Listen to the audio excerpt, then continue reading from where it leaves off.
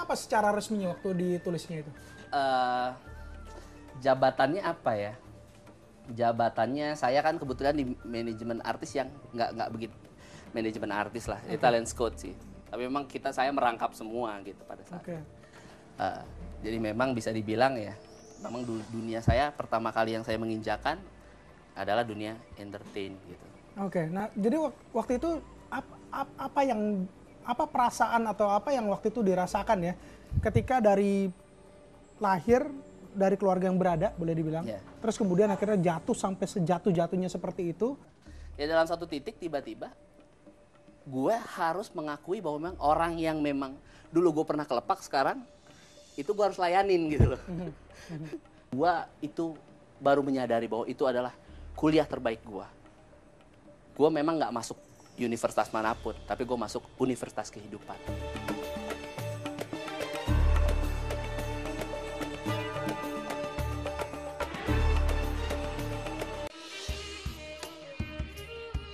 Dalam menghadapi berbagai masalah yang timbul, sepatutnya manusia dapat berpikir positif untuk dapat menyelesaikan masalah yang dihadapi.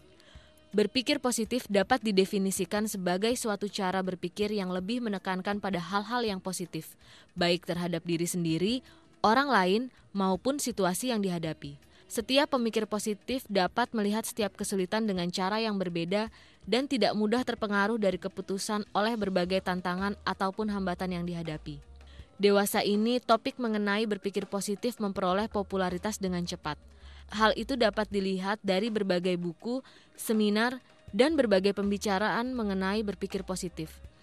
Salah satunya dibahas dalam buku The Secret.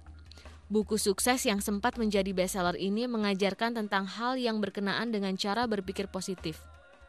Bukan rahasia umum jikalau hidup itu penuh liku-liku, susah, senang, sedih dan bahagia, semua orang tentu pernah merasakannya.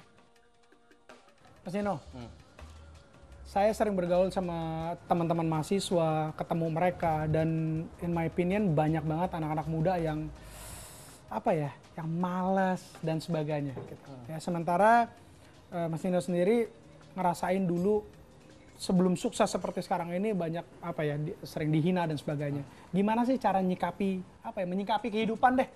Oke, setiap masa kejayaan itu selalu diperkirakan oleh Allah. Oke.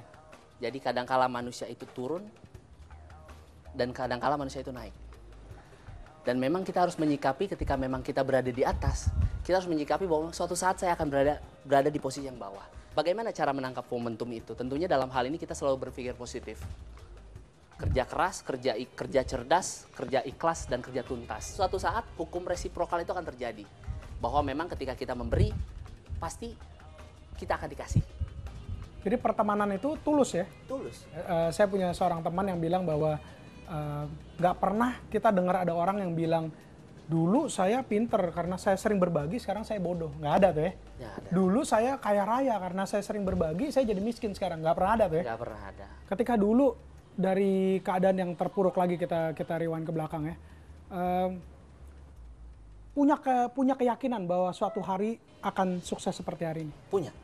Maksudnya dari pekerjaan pegawai rendahan saya berkatanya. Dari pegawai rendahan di dunia entertain, tiba-tiba sekarang saya bisnis di energi. Bisnis yang melahirkan para konglomerasi di Indonesia. Betul.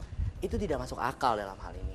Tapi dalam hal ini saya percaya dan yakin dengan janji Allah. Oke. Bahwa setiap orang ada masanya. Setiap pemimpin ada masanya dan setiap masa ada pemimpinnya. Nah, jadi waktu itu setelah jadi office boy, bisa seperti sekarang ini? Lanjutin ceritanya. Dalam hal ini kan tentunya saya cerita bahwa memang dari saya punya apapun, punya semuanya, tiba-tiba jatuh bangkrut, sampai saya sebangkrut-bangkrutnya, bahkan untuk makan pun nggak ada. Nah pada saat itu saya tetap yakin dengan apapun bahwa memang ini pasti berlalu. Kalau kata Krista, badai pasti berlalu. Akhirnya saya ditawari kerja yang lebih baik. Saya menjadi sales. Dari situ saya juga naik jadi marketing eksekutif.